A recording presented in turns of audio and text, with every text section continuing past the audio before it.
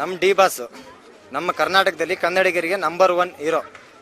ನಮ್ಮ ದೇಶದಲ್ಲಿ number 1 D boss. ನಮಗೆ ನವೆಂಬರ್ 29 ಅನೌನ್ಸ್ ಮಾಡಿ ರಿಲೀಸ್ ಡೇಟಿಂದ ಡಿಸೆಂಬರ್ 29ವರೆಗೂ ಕಾಯ್ತಾ ಇದ್ದಾರೆ ಫ್ಯಾನ್ಸ್. ಅವ್ರು ಯಾವತ್ತು ಅನೌನ್ಸ್ ಮಾಡಿದ್ರೆ ಅವತ್ತಿಂದ ಇವತ್ತವರೆಗೂ ಜನಗಳು ಕಾಯ್ತಾ ಇದ್ದಾರೆ. ಇನ್ನು ಸಂಕ್ರಾಂತಿ ಹಬ್ಬ ಜನವರಿ 14ಕ್ಕೆ ಇದ್ರೆ ನಮಗೆ ಡಿಸೆಂಬರ್ 29ಕ್ಕೆ ಸಂಕ್ರಾಂತಿ ಹಬ್ಬ. ನಮ್ಮ ಡಿ ಬಾಸ್ ಅಭಿಮಾನಿಗಳಿಗೋಸ್ಕರ ಪ್ರಾಣ ಬೇಕಾದ್ರೆ ಕೊಡ್ತೀವಿ. ಡಿ ಬಾಸ್ ಅಭಿಮಾನಿ ದರ್ಶನ್ ಥಿಯೇಟ್ರಿಗೆ ಬರಲ್ಲ ಅಂತಾರೆ. ದರ್ಶನ್ ಸರ್ ಥಿಯೇಟ್ರಿಗೆ ಬಂದರೆ ನಮ್ಮ ದೇಶದಲ್ಲಿ ಆರ್ಮಿ ಬಂದರೂ ಕೂಡ ತಡೆಯೋಕ್ಕಾಗಲ್ಲ ದರ್ಶನ್ ಅಭಿಮಾನಿಗಳು. ಅಷ್ಟು ಕೆಪಾಸಿಟಿ ಇರೋಂಥ ನಟ ಅಂದರೆ ನಮ್ಮ ಚಾಲೆಂಜ್ ಸ್ಟಾರ್ ಒಬ್ಬರೇ. ನಮ್ಮ ದೇಶದಲ್ಲಿ ನಂಬರ್ 1 ಡಿ ಬಾಸ್ ಅಭಿಮಾನಿ ಒಬ್ಬರೇನೆ. ಅವ್ರು ಬಂದರೂ ಸಂತೋಷ, ಬರದೇ ಇದ್ರು ಸಂತೋಷ. ಯಾಕಂದರೆ ಅವರು ಬಂದರೆ ನಮ್ಮ ಅಭಿಮಾನಿಗಳಿಗೆ ತೊಂದರೆ ಆಗುತ್ತೆ. ಯಾಕಂದರೆ ಡಿ ಬಾಸ್ ನೋಡ್ಬೇಕಂದ್ಬಿಟ್ಟು ನಾವು ಕಚ್ಚಾಡ್ತಾ ಇರ್ತೀವಿ, ಥಿಯೇಟ್ರ್ಗಳಿಗೆ ಹೊಡಿತಾ ಇರ್ತೀವಿ. ಥಿಯೇಟ್ರ್ ಅವ್ರು ಭಯ ಪಡ್ತಾರೆ ಅಂತೇಳಿ ಡಿ ಬಾಸ್ ಬರಲ್ಲ ಅಷ್ಟೇ. ಈಗ ಡಿ ಬಾಸ್ ಅದೇ ಹೇಳಿರೋದು, ಡಿ ಬಾಸ್ ಬರ್ಬೇಕಂದ್ರೆ ಥಿಯೇಟರ್ ಹ್ಞೂ ಅಂದರೆ ಯಾವ ಥಿಯೇಟ್ರಿಗಾದ್ರೂ ಬರ್ತಾರೆ.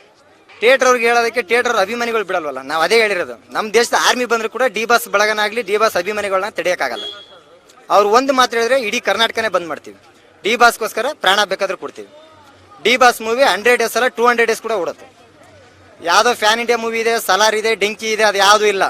29ಕ್ಕೆ ಎಲ್ಲಾನು ಕಿತೌಟು. ಏನಿಲ್ಲ, ಓನ್ಲಿ ಏನಿದೆ ಕಾಟೇರ.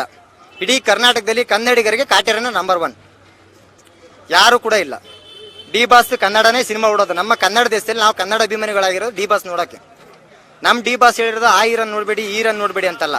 ನಮ್ಮ ಡಿ ಬಾಸ್ ಹೇಳಿರೋದು ಪ್ರತಿಯೊಬ್ಬರು ಹೀರೋ ಸಿನಿಮಾ ನೋಡಿ. ಕನ್ನಡ ಪರಭಾಷೆ ತೆಲುಗು ತಮಿಳು ಸಿನಿಮಾಗಳು ನೋಡ್ತಾರೆ, ಆದರೆ ನಮ್ಮ ಕನ್ನಡಿಗರು ತೆಲುಗು ತಮಿಳು ನೋಡ್ತಾರೆ. ತೆಲುಗು ತಮಿಳವ್ರು ನಮ್ಮ ಕನ್ನಡ ಸಿನಿಮಾ ನೋಡಲ್ಲ. ಅದಕ್ಕೆ ನಮ್ಮ ಕನ್ನಡಿಗರು ನಮ್ಮ ಕನ್ನಡ ಸಿನಿಮಾ ನೋಡ್ಬೇಕು. ಫಸ್ಟ್ ನಮ್ಮ ಕನ್ನಡ ಸಿನಿಮಾ ಆದ್ಮೇಲೆ ಪರಭಾಷೆ ಚಿತ್ರಗಳು ನೋಡ್ಬೇಕು. ಅದು ಡಿ ಬಾಸ್ ಒಳ ಹೇಳ್ಕೊಟ್ಟಿರೋದಂಥ ಗುಣ. ಅದನ್ನು ಅಭಿಮಾನಿಗಳು ಕೂಡ ಪಾಲ್ಗೊಳಿಸ್ತಾರೆ. ನೀವೇ ನೋಡ್ತಾ ಇದ್ರಲ್ಲ ಹಬ್ಬ ಯಾವ ರೀತಿ ನಡೀತಾ ಇದೆ ಅಂತ. ಇದು ಡಿ ಬಾಸ್ ಹಬ್ಬ ಅಲ್ಲ, ನಮ್ಮ ಡಿ ಬಾಸ್ ದೇವರು. ನಮಗೆಲ್ಲ ದೇವ್ರು ಇದ್ದಂಗೆ ಅವರು.